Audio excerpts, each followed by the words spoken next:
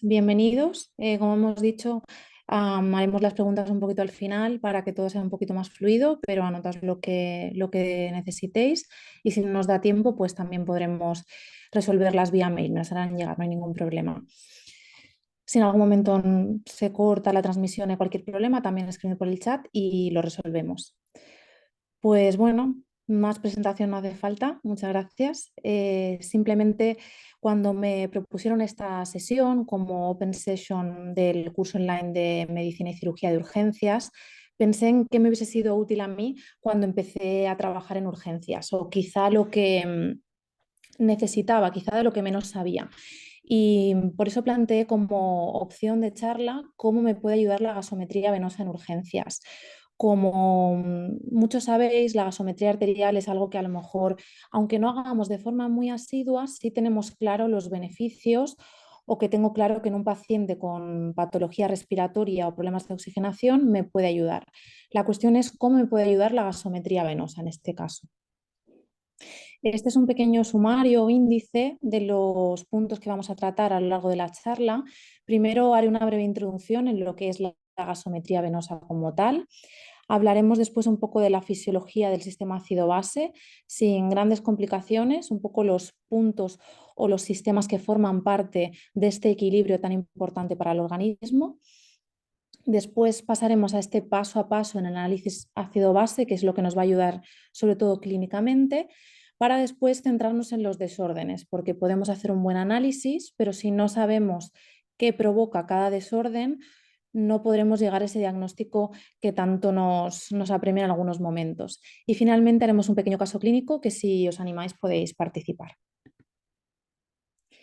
A modo de introducción en la gasometría venosa, en este caso, primero hablar de la importancia. ¿Por qué le damos tantas vueltas a la gasometría? ¿Por qué somos tan insistentes en cuidados intensivos o en urgencias en obtener este valor? Pues que pues realmente un pH entre 7,35 y 7,45 lo consideramos normal. Y lo que se sale de esta normalidad puede ser un cambio leve, grave o muy grave en muchos casos. Las alteraciones más comunes que vemos son alteraciones de disminución del pH y sabemos que si este pH disminuye mucho puede ser incluso incompatible con la vida. Antes de llegar a ese punto tan extremo, también puede haber alteraciones en la coagulación, pacientes que pueden tener un sangrado o que ya tengan una situación clínica, un escenario clínico en el que puedan sangrar y la alteración ácido-base empeore la situación.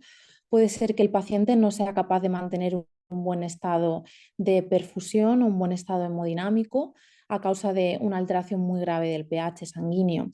También puede haber alteraciones que tengan que ver con electrolitos, resistencia a la insulina en relación también a ellos, disfunción neurológica y al fin y al cabo casi todos los sistemas pueden acabar cayendo en cadena a consecuencia de un cambio de pH muy, muy grave con respecto a la normalidad. Si nos fijamos, hablamos de decimales, pero esto es muy, muy relevante para que funcione con normalidad el organismo de nuestros pacientes. ¿Cuáles son las indicaciones de la gasometría venosa? Pues hay muchas. Yo he hecho una pequeña lista, probablemente se os ocurran algunas sean novedosas para vosotros. Desde el punto de vista de urgencias, que es en lo que nos estamos centrando, a veces nos ayuda a determinar lo enfermo que está el paciente. En otras ocasiones nos puede ayudar al diagnóstico, ya sea porque entendemos el análisis ácido-base tradicional y empezamos a desglosarlo y obtenemos una información que nos ayuda a llegar a un diagnóstico, ya sea de la patología principal o de los desórdenes que tiene nuestro paciente a nivel ácido-base. También nos puede ayudar a determinar un tratamiento de urgencia o a monitorizar la respuesta al tratamiento que hemos aplicado. Esto lo podremos entender un poquito mejor cuando veamos toda la información que nos puede dar una gasometría venosa. Luego en anestesia también puede servir para monitorización, nos puede llegar a guiar en reanimación cardiopulmonar si tenemos habilidades para sacar sangre a estos pacientes en parada. En algunas ocasiones nos puede ayudar a valorar el pronóstico del paciente, incluso ayudarnos en ventilación. Desde el punto de vista de urgencias, lo podemos plantear como una situación en la que nos viene un paciente, por ejemplo, un perro joven con un cuadro digestivo bastante grave y que acude en shock hipovolémico.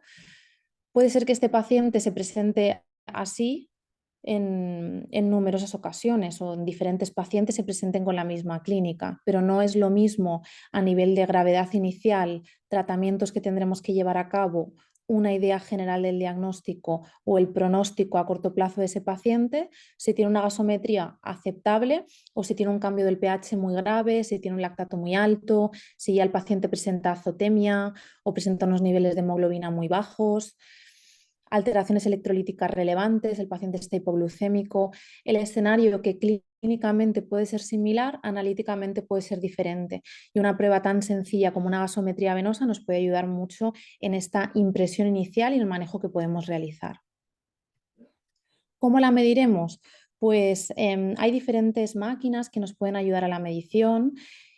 Algunas funcionan con cartuchos en los que ponemos una cantidad de sangre y los cartuchos son los que determinan los parámetros que vamos a poder medir. También hay máquinas en formato de estación, como más parecidas a lo que sería una bioquímica húmeda, en la que podemos seleccionar los parámetros que queremos analizar o podemos tener paneles predeterminados en base a lo que queremos analizar de cada uno de los pacientes. Esta sangre que podemos emplear la podemos emplear de forma entera en algunos casos, también la podemos utilizar con tubos de parina y esto nos ayudará a poder disponer de un poquito más de tiempo para procesarla. Idealmente es una sangre que no deberíamos dejar reposar mucho tiempo, olvidada, principalmente porque nos sirve en el momento de urgencia, es decir, en el ya inmediato, y también porque algunos parámetros, como el lactato, se pueden ver sesgados si dejamos la muestra demasiado tiempo sin utilizar. Lo bueno de este tipo de gasometría es la obtención, que es una obtención bastante sencilla. A veces para hacer una gasometría arterial no tenemos tantas habilidades o tanta práctica y puede ser un procedimiento un poquito más complicado, pero con la gasometría venosa tenemos la facilidad de que cualquier muestra de sangre venosa nos puede ayudar a tener esta determinación de parámetros tan y tan útiles.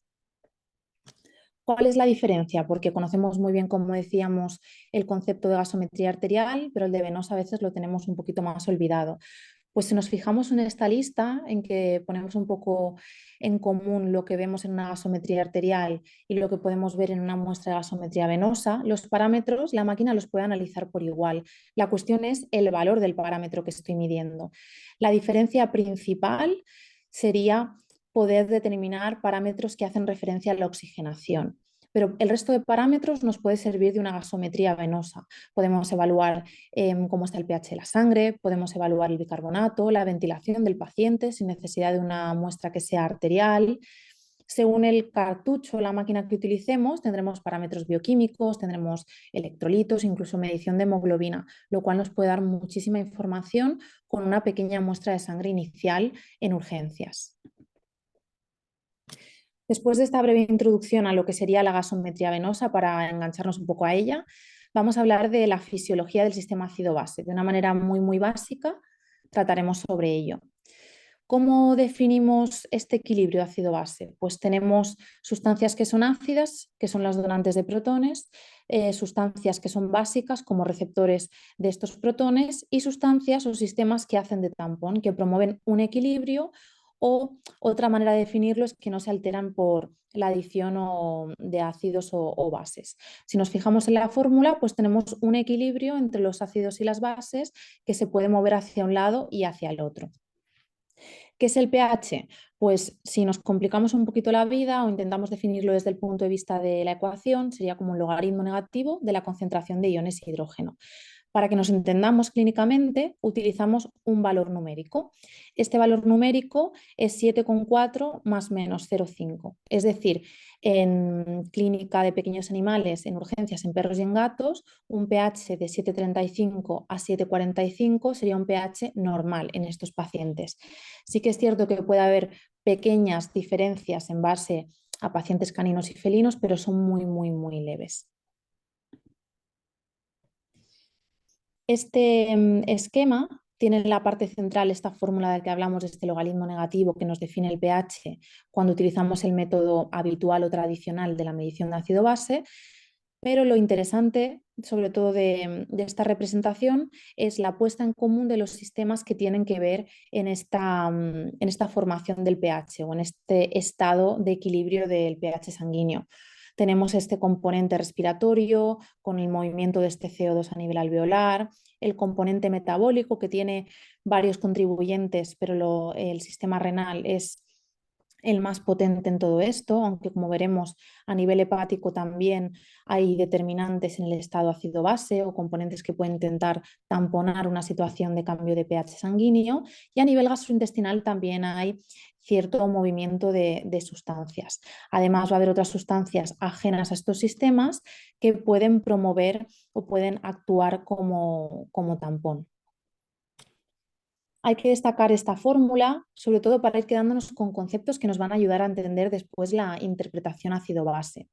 Lo importante de esta fórmula es ver que hay una relación entre el bicarbonato y el CO2. ¿Esto qué quiere decir? Pues lo veremos un poquito más adelante, pero el hecho de que estén relacionados a veces hace que podamos utilizar otros parámetros para que nos ayuden a entender lo que pasa a nivel ácido-base.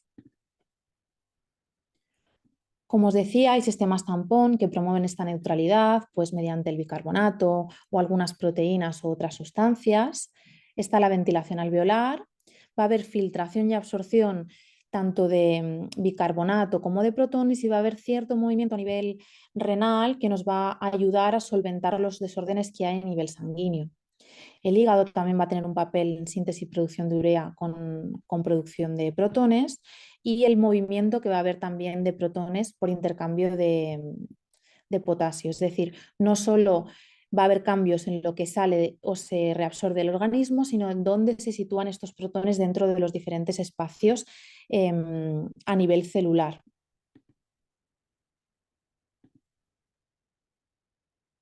Y después hay otros pequeños detalles que salen de este cómputo global. Ahora vamos a hablar del paso a paso de este análisis. Tenemos una introducción, para qué nos sirve esta gasometría, qué utilidad, qué le puedo sacar, incluso qué puedo medir. A lo mejor consigo ver más cosas de las que me esperaba. Y ahora tengo una idea general de lo que son las diferentes partes, tampones, una situación fisiológica dentro del estado ácido-base en nuestros pacientes. Pero lo que nos sirve en la clínica diaria y en la interpretación de nuestros casos de urgencias es saber seguir los pasos para tener un diagnóstico en base a nuestro estado ácido base del paciente. Nosotros nos vamos a centrar en el método tradicional, en el método basado en esta fórmula que os enseñaba, pero sí que es cierto que existen otros métodos bastante más complejos porque requieren cálculos bastante más extensos con fórmulas difíciles, pero que lo reservamos para casos en que hay desórdenes, sobre todo electrolíticos, bastante contundentes, que nos impiden que con un análisis tradicional, el más simple, el que seguir los pasos como una pequeña receta, pues con este nos quedaríamos cortos y tendríamos que ir a otros métodos, que está el modelo de Stewart iones fuertes, o un método semicuantitativo en que se desglosan diferentes parámetros analíticos, electrolíticos, fósforo, albúmina, etcétera, que cuando tienen un desorden relevante pueden ser condicionantes del pH sanguíneo. Pero como os decía, nosotros nos vamos a centrar en este método tradicional, el que hacemos de entrada y que va a solventar nuestras dudas en la mayoría de casos que vamos a ver a nivel ácido-base. Para poder hacer una interpretación tenemos que seguir una regla de 7 pasos. También se habla a veces de 8 pasos. El primer paso sería evaluar que la muestra que estamos obteniendo sea fiable, es decir, que no se haya coagulado la muestra, que no me haya demorado demasiado en obtenerla, que haga una muestra venosa o no una arterial, que sea apropiado los parámetros que pongo en el dispositivo, si es un perro o un gato, porque puede diferir. Pero si nos centramos en el análisis en sí, el primer paso sería evaluar el pH. ¿Cómo me puedo encontrar el pH de un paciente cuando hago este análisis ácido-base? Me lo puedo encontrar normal, y el hecho de que me lo encuentre normal no tiene que hacerme pensar, bueno, pues entonces ya no sigo mirando porque quiere decir que esto está bien. Ya veremos que hay algún truquito más que nos ayuda a ver que hay problemas a pesar de que un pH sanguíneo esté normal. Podemos verlo alterado, y esto lo llamaríamos acidemia o alcalemia. Acidemia en el caso que esté este pH sanguíneo por debajo de los rangos de referencia, y alcalemia en el caso de que esté por encima. Y esto lo vamos a ir repitiendo e insistiendo porque es bastante común mezclar el concepto acidemia, acidosis, alcalemia, alcalosis. El segundo componente que evaluaríamos sería el respiratorio, de estas porciones de lo que hace el sistema respiratorio y de lo que hace el sistema renal principalmente. Primero evaluamos el respiratorio. Podemos ver que está normal si encontramos dentro de los rangos de referencia el CO2 sanguíneo de nuestro paciente.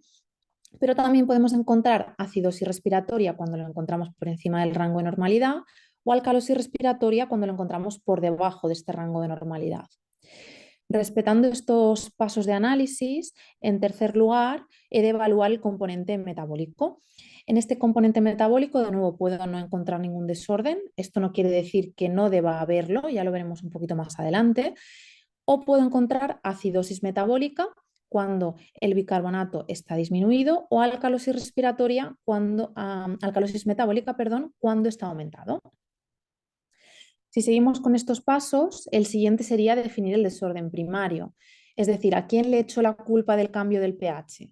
Pues al que tenga la misma tendencia. Si hay acidemia, si el pH sanguíneo está acidémico, tengo que echarle la culpa al componente que muestre acidosis, ya sea el respiratorio o el metabólico. Y en un mundo ideal, solo uno de ellos debería explicar este cambio de pH. Luego veremos las excepciones. Después calcularé la compensación. Existen unas tablas que ya veremos que no nos valen para cualquier especie a priori, pero que están establecidas para ver si la expectativa de cambio o la expectativa de lo que hace el componente que no tenía un problema es suficiente o no es suficiente. De manera que la compensación puede ser adecuada o puede ser inadecuada, ya sea porque se pase de compensar o porque no llega a compensar lo que esperaríamos con nuestros cálculos. Si existe acidosis metabólica, que por eso tengo que respetar también bien el orden, debo calcular el anion gap. Hablaremos en este paso cuando lo desglosemos sobre el anion gap, pero si encontramos que el valor está por encima de 20, en algunas ocasiones 25, pero intentamos coger más o menos un corte común medio en perros y en gatos por encima de 20, en ese caso asumiríamos que este valor está aumentado y esto nos puede ayudar un poco en el diagnóstico diferencial de acidosis metabólica, aunque tiene sus limitaciones. Básicamente esto lo podremos hacer sumando el valor de sodio y potasio y restándole la suma del valor de cloro y bicarbonato. ¿Cómo haremos la interpretación o el resumen de ácido base? Ese sería nuestro último paso. Una vez ya sé cómo está el pH o lo he interpretado, veo dónde está el problema en el componente respiratorio, en el metabólico y veo quién está provocando este cambio de pH. Calculo si está compensando el otro componente de forma adecuada. Veo si hay alguna alteración también a nivel de anion gap. Hago una interpretación, un resumen que yo me lo planteo como explicación para una persona que no está viendo el ácido base como lo estamos viendo nosotros delante. Pero hay unas cuantas reglas a tener en cuenta antes de empezar este juego de pasos con el ácido base. Y es que hay excepciones. Una situación normal sería hay un cambio de pH, entiendo qué componente lo ha provocado, o el metabólico o el respiratorio, y el otro componente está intentando ayudar para compensar lo que está sucediendo. ¿Qué pasa? Que esto no siempre es así, porque como hemos dicho, a veces hay alteraciones o no de pH con alteraciones o no de los componentes metabólicos y respiratorios. En concreto, ¿cuáles son las excepciones? Si me encuentro un pH normal y encuentro alteraciones metabólicas o respiratorias, es decir, con un CO2 y o un bicarbonato que estén alterados en presencia de un pH normal. Esto me puede dar lugar a pensar que hay una excepción y que por lo tanto hay más de un problema. Si los dos componentes van en el mismo sentido, los dos promueven la acidemia o los dos promueven la alcalemia, es decir, los dos tienen acidosis o alcalosis respiratoria y metabólica respectivamente, o si la compensación no es adecuada. ¿Cuándo no es adecuada? Cuando no se está haciendo, cuando se pasa o no llega. Y a esto lo denominamos desorden mixto. Y ahora es cuando se nos rompen un poco los esquemas. Simplemente un desorden mixto lo que nos lleva a pensar es que no hay un desorden primario y un componente que lo está intentando compensar, de manera que no solo tengo que hacer un diagnóstico diferencial del primario, sino de los dos, porque hay dos problemas independientes en mi análisis ácido-base. Vamos a desglosar un poco las alteraciones de pH. Hablamos de pH normal cuando se encuentra dentro de estos rangos de referencia, 7,35, 7,45. Hablamos de un pH acidémico cuando lo encontramos por debajo de este rango de referencia, 7,35 en este caso. Y hablamos de alcalemia cuando este pH sanguíneo está por encima de 7,45.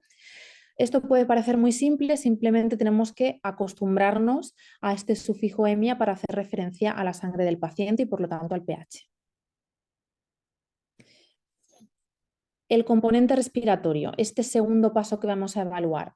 El componente respiratorio es muy rápido y esto es relevante sobre todo para entender la compensación. Es un componente que en pocos minutos o alguna hora es capaz de hacer gran parte o la totalidad de su función. Hablamos de esta hiperventilación o una disminución del CO2 cuando se encuentra por debajo de 35 milímetros de mercurio. Tenemos un rango de referencia de 35, 45 aproximadamente, según el tipo de muestra. Y ahí hablamos de alcalosis respiratoria. Cuando el paciente está hipoventilando, existen otras causas como veremos, pero principalmente cuando encontramos un CO2 alto por encima de 45, lo denominamos acidosis respiratoria. ¿Qué nos puede confundir? Que esto va un poquito al revés de nuestra idea del pH, ¿no? Cuando el pH está bajo tenemos acidemia, sin embargo, cuando el CO2 está alto tenemos acidosis respiratoria. Es simplemente absorber este concepto para poder reaccionar rápido cuando lo vemos. Después está el componente metabólico, que el componente metabólico es un poquito diferente, es un poquito más lento, un poquito bastante más lento que el componente respiratorio, que puede llegar a horas o días hasta alcanzar lo máximo que puede hacer en un estado ácido-base. Este componente metabólico sí que es un poquito más fácil de entender en relación al pH porque sigue la misma tendencia, es decir, cuando el bicarbonato está alto o el exceso de bases es positivo, hay alcalosis metabólica, pH alto, alcalemia. Esto nos cuadra. Cuando el bicarbonato está bajo, que el rango de referencia tampoco es muy amplio, depende un poquito de si es un perro o un gato, o el exceso de bases es negativo, hay acidosis metabólica. Y aquí introducimos el concepto del exceso de bases. Hablábamos de esta fórmula, que luego veríamos en la fórmula del pH que hay algo relevante. Pues esta fórmula de pH vemos que el CO2 y el bicarbonato están muy relacionados, por lo tanto uno depende del otro. Y esto hace que el bicarbonato no sea perfecto, por así decirlo, para evaluar el componente metabólico, porque siempre está relacionado con el CO2.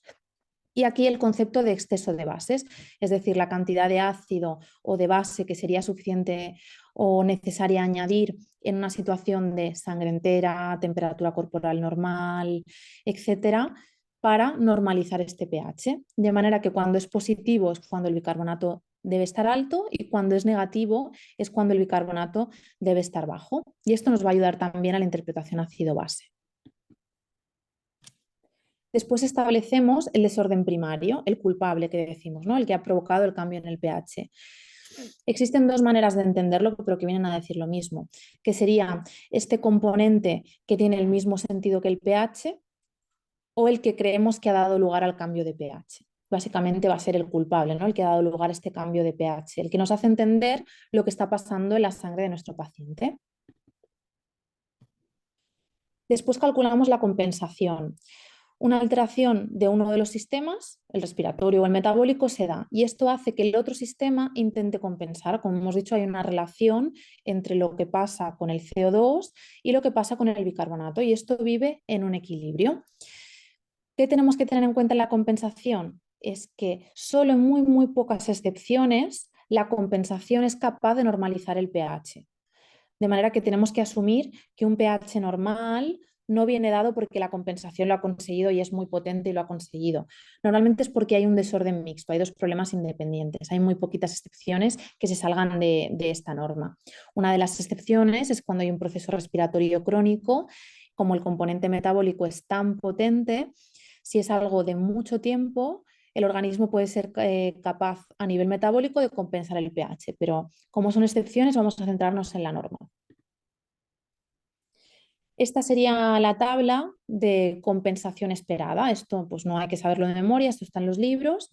Y para hacernos una idea, vamos a centrarnos en los desórdenes metabólicos, por ejemplo. Cuando hay acidosis metabólica, es decir, cuando tenemos este bicarbonato que está bajo, por cada milimol que ha disminuido el bicarbonato con respecto a su normalidad en rango inferior, en este caso, esperaríamos que el CO2 también hubiese cambiado, es decir, hubiese disminuido, porque el CO2 bajo es alcalosis respiratoria y eso hace que vaya uno en contra del otro. 0,7 milímetros de mercurio. Y este resultado siempre le ponemos más menos 3.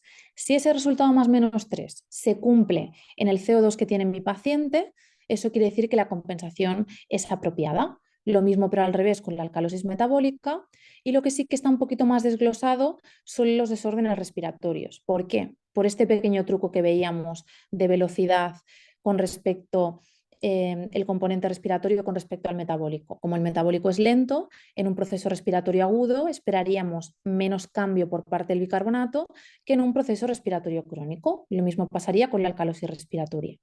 Esto es simplemente hacer el cálculo. En algunos casos no nos hará falta hacer el cálculo porque el componente que debería compensar no tiene ninguna alteración, está en rango y por lo tanto sabemos que no está compensando.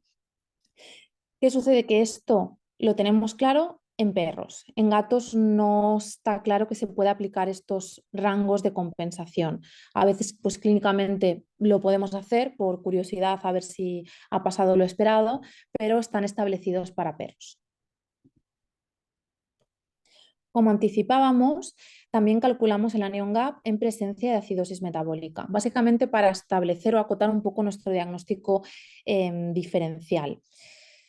El anion gap sería esta diferencia entre la suma del sodio y el potasio menos la suma del cloro y el bicarbonato, que normalmente se encuentra por debajo de 20, 25, que este número de aquí es el mismo que de aquí, 20, 25, no 35. Entonces, ¿qué quiere decir? ¿Para qué nos sirve esto? Pues que realmente tiene que haber un equilibrio entre los aniones y los cationes para que haya una neutralidad eléctrica. De manera que si los encontramos fuera de la normalidad, quiere decir que hay aniones que no estoy teniendo en cuenta. Y esto nos ayudará en el diagnóstico diferencial de acidosis metabólica, que veremos un poquito más adelante. Este acrónimo que utilizamos llamado DUEL. ¿Qué sucede? Que como pasan muchas cosas, no es perfecto. De manera que hay un porcentaje de error considerable y no siempre podemos excluir completamente a estas causas o limitar a estas causas de DUEL todas las causas de acidosis metabólica.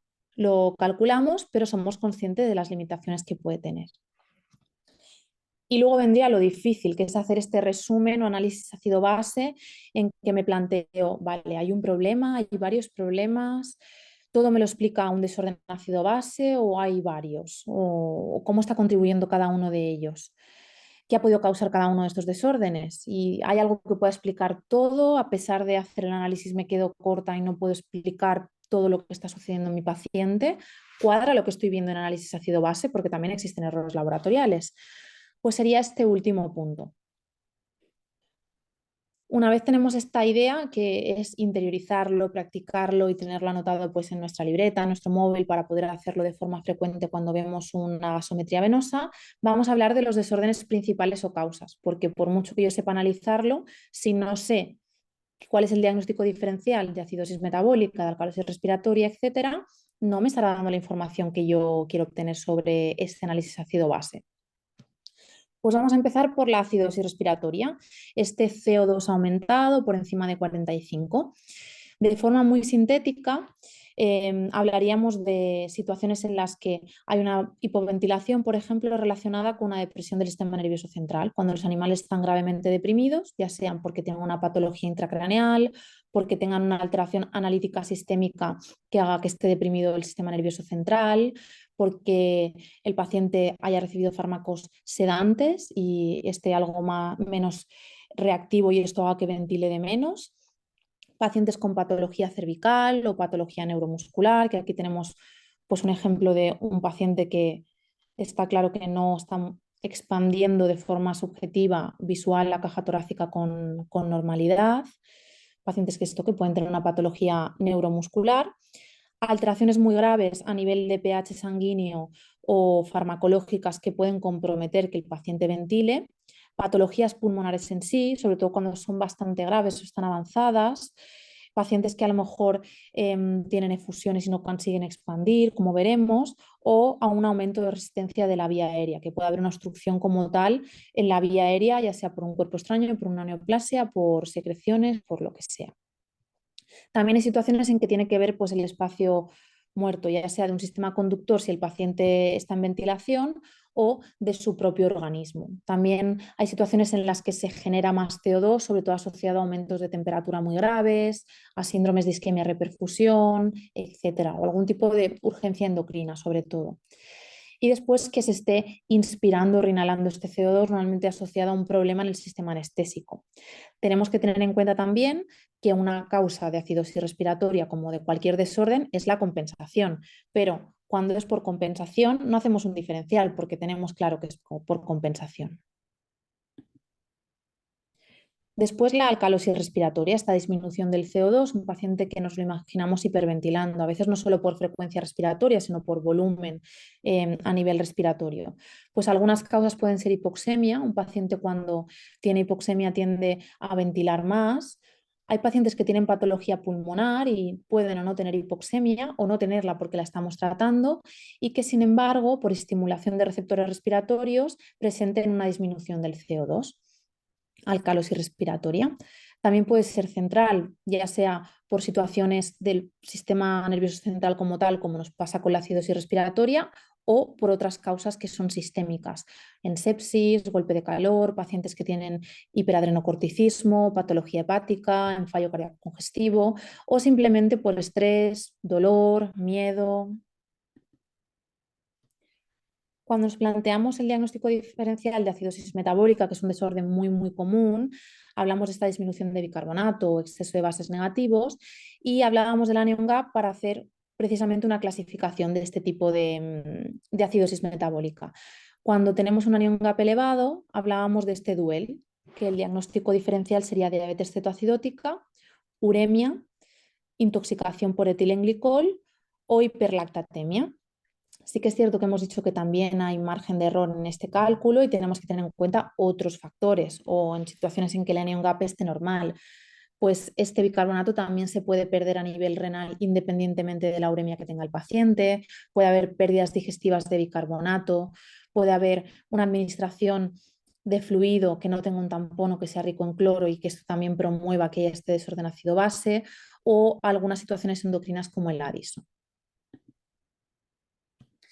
La alcalosis metabólica es un poco más variada, ¿no? Hay muchas causas, algunas muy poco comunes, algunas descritas realmente en humana y no en veterinaria, pero tenemos que tener una de ellas bastante presente en nuestro diagnóstico diferencial. ¿Cuál es? Pues situaciones de obstrucción gastrointestinal, porque pacientes que presentan pérdidas puramente gástricas pueden tener alcalosis metabólica en su gasometría venosa y esto nos tiene que hacer sospechar o al menos intentar descartar la obstrucción pilórica en estos casos.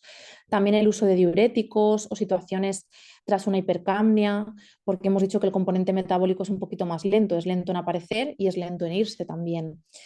Hay situaciones endocrinas que también lo pueden provocar, hay administración de ciertas sustancias que tienen un componente alcalino que pueden también provocar alcalosis metabólica o una miscelánea, otras causas que pueden ser más o menos probables o más o menos descritas en veterinaria, que también lo pueden promover, como las penicilinas a dosis altas o deficiencias electrolíticas graves, sobre todo de magnesio y de potasio. Una vez hemos hecho este resumen, vamos a abordar un caso clínico. Este caso clínico se trata de Socio. Socio es un chihuahua, macho entero de unos 2 años de edad, que tiene una historia un poco inespecífica, pues es bastante basurillas, ha tenido cuadros de diarreas autolimitantes en el pasado, hace varios meses, no le han dado gran importancia ni han acudido al veterinario por este motivo, pero ahora presenta un cuadro de vómitos de unas 24 horas más o menos de progresión. Además, ha acudido a su centro habitual en el que le han detectado dolor abdominal y en el examen físico general han visto parámetros compatibles con shock. Pues un animal que no tiene un estado mental apropiado, que presenta taquicardia, que el pulso no es óptimo, que sus mucosas tienden a estar probablemente pálidas, con un tiempo hidronocapilar también inapropiado. En base a los hallazgos clínicos y a la historia que tienen del paciente, le han dado bolos de Ringer lactato y también le han dado opioides, metadona, para intentar controlar el dolor y refieren el caso. Vosotros hacéis un ABC de este paciente, conociendo un poquito la breve historia que ella tiene. y obtenéis una muestra de gasometría venosa. A la izquierda tenéis los parámetros de este paciente y a la derecha los rangos de referencia, sobre todo de parámetros que puedan estar alterados, pero muchos de ellos los tenéis aquí disponibles. Entonces, no sé lo animados que estáis a participar en directo, que esto lo entiendo que a veces es un poco complicado, pero vamos a intentar repasar los pasos, intentar desglosar este caso, a ver qué nos parece que hay. Si queréis empiezo yo para que veáis un poco la dinámica que quiero que siga el caso y si no os animáis, pues ya lo hago yo de monólogo y no pasa nada. El primer paso, evaluar el pH. Entonces tengo que plantearme cómo está este pH. ¿Alguien se anima? Disculpen la interrupción, solo para que sepan que les he activado la opción de abrir el micrófono en caso de que quieran participar de viva voz. El chat para más tímidos también es una opción, pero si queréis participar de viva voz, estupendo. ¿Qué nos parece el pH de socio? Está en 7,45,9 y tenemos como referencia 7,45. Vale, el paciente presenta alcalemia. Exacto, está un poco elevado y esto lo llamaríamos alcalemia. Es una alcalemia leve, es cierto, no es una barbaridad. ¿Cuál es el siguiente paso en la evaluación? ¿Qué componente miramos primero si seguimos ese orden que tenemos claro de los 7 pasos? Exacto, miramos el CO2 porque estamos evaluando el componente respiratorio. Cuando miramos el CO2 de este paciente, ¿de qué nos damos cuenta? ¿Cómo está este CO2? Sí. Lo veo alterado, me parece bastante normal. Exacto, está en rango. Entonces, ya me estoy montando yo un poco la película anticipatoria de, claro, entonces, ¿cómo va a estar compensando si esto está normal? Pero tengo que ser fuerte y olvidarme de esto y seguir los pasos, que hay que confiar en este proceso. Pues sí, el CO2 está normal, de manera que no hay ninguna alteración. Ya me reservo mis ideas para un poquito más tarde. Vamos a evaluar el componente metabólico, que es el siguiente. ¿Qué veo en este componente metabólico? ¿Qué dos parámetros puedo evaluar en este componente metabólico? Bicarbonato. El bicarbonato del paciente. Hemos dicho que está bastante relacionado con el CO2, me sirve, pero tengo otro que también me ayuda, el exceso de base. Estupendo. Cuando lo valoro, ¿cómo definiría el desorden metabólico que tiene el paciente?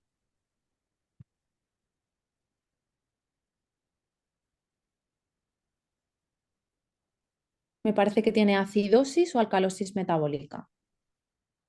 Alcalosis metabólica, estupendo. ¿Por qué? Porque estoy viendo que este bicarbonato está por encima del rango de referencia y además este exceso de bases está positivo. Muy bien, ¿cuál es el siguiente paso?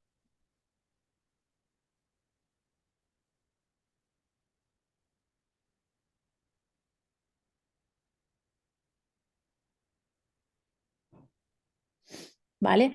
Decimos aquí calcular la compensación. Primero tengo que echarle la culpa a alguien y luego ya veo si está ayudando el otro componente. Entonces pasamos a ver quién tiene la culpa, ¿no? En todo esto y luego vemos quién está compensando. ¿A quién le puedo echar la culpa de este desorden del pH? ¿Al componente respiratorio o al componente metabólico?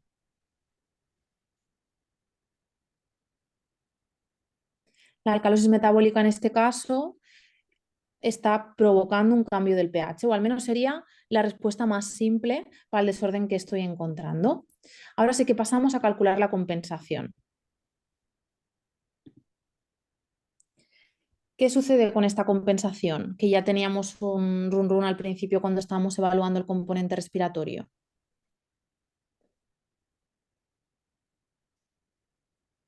¿Está haciendo algo? ¿No está haciendo nada? ¿Es lo que me espero? Si nos fijamos en el CO2 está en 39, tenemos un rango de 34 a 55 en este caso. ¿Esto qué quiere decir? Por ahora que adecuadamente seguro que no está compensando, porque ¿qué es lo que espero yo cuando hay alcalosis metabólica? ¿Qué debería haber por el componente respiratorio? ¿Acidosis o alcalosis respiratoria?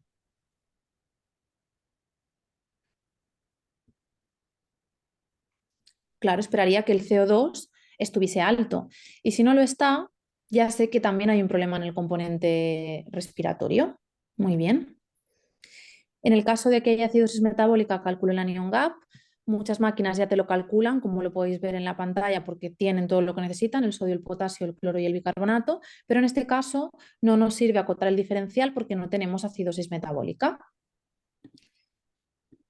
Y ahora viene lo difícil, que es hacer una línea de resumen del estado ácido-base del paciente. Ya sé que no hemos hecho ningún ejemplo de línea de resumen y por lo tanto esto puede ser un poco lluvia de ideas, pero ¿qué datos creéis que son relevantes para dar la línea de resumen? No hay una manera única de explicarlo. El orden puede ser un poco diferente. Mientras expliquemos todo, todo está claro. ¿Qué puedo decir como resumen del estado ácido-base del paciente?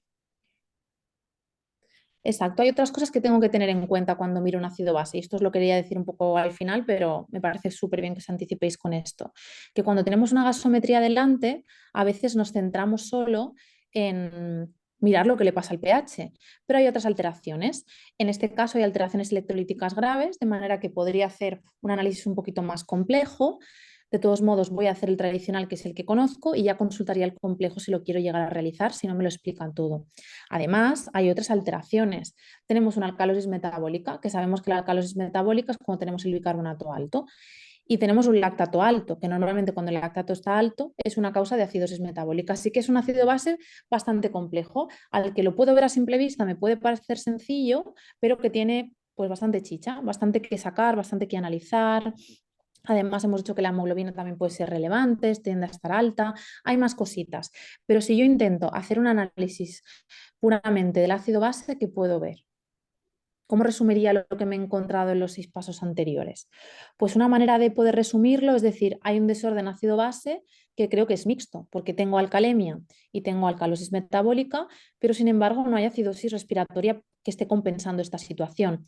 ¿Esto por qué puede ser? Pues puedo hacer el diagnóstico diferencial del problema respiratorio y del problema metabólico y además puedo valorar, hacer un análisis un poco más extenso o decidir si todo me lo explica o no este tipo de análisis.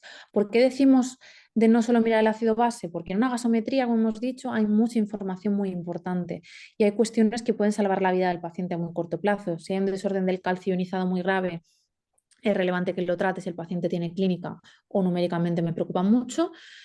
O si hay una hipoglucemia, por ejemplo, me puedo parar analizar el ácido base, pero lo primero es solventar lo que compromete la vida del paciente a corto plazo.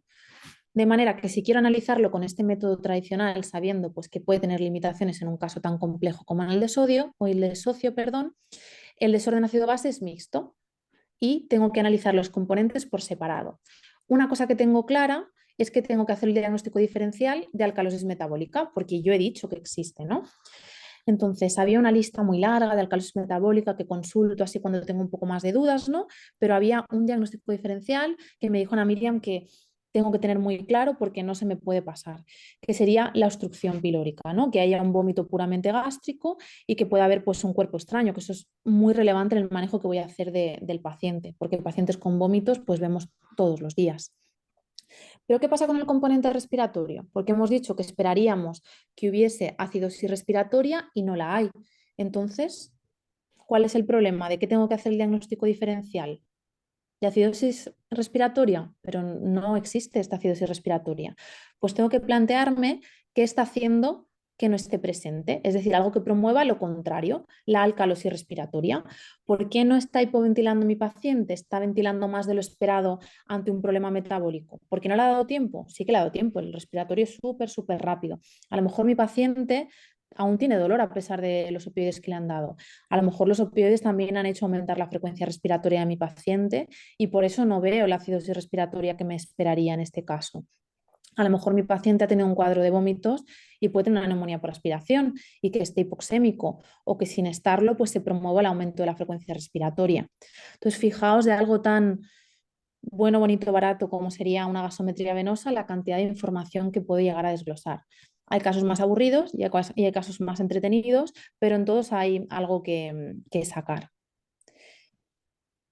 ¿Qué pasa con el caso de socio? Más allá de lo que hemos visto a nivel ácido base, pues que es un paciente en el que el ácido base también nos hizo pues, ponernos un poco más las pilas en evaluar cómo estaba su pulmón. Vimos que estaba normoxémico sin necesidad de oxígeno, que no tenía líneas B y no tenía líquido libre, a pesar de que es algo que queríamos ver de forma clara con la sospecha de obstrucción pilórica, que tenía un ritmo sinusal, que mantenía presiones arteriales normales, y en el estudio de imagen de abdomen se detectó un cuerpo extraño obstructivo a nivel intestinal, intestino delgado.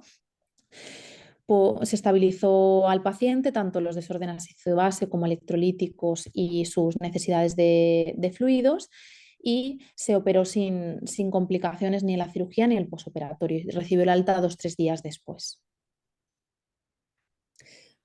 Muy bien, pues eso es todo sobre el análisis ácido-base. Un poco de introducción, no sé la experiencia que tenéis realizando gasometrías venosas, pero yo creo que os puede servir tanto para poner un poco en práctica si ya las habéis hecho en alguna ocasión. También creo que os puede servir como introducción o para animaros a poder hacerlas, o si tenéis la opción de poder realizarlas y no lo estáis haciendo, pues animaros a que podáis sacar todo el partido posible a la gasometría venosa en urgencias. Muchas gracias. Ana, muchísimas gracias por De nada. pues, todo esto que te has transmitido hoy a los asistentes. Pues para quienes tengan alguna duda podemos dar unos minutitos si tienen alguna pregunta, y pues nada, si a futuro o en los próximos días quieren dejarnos saber algún comentario o alguna duda que les surja a posteriori, tienen a disposición el info.es@improve-international.com para nosotros hacerle llegar sus dudas a Ana, por supuesto.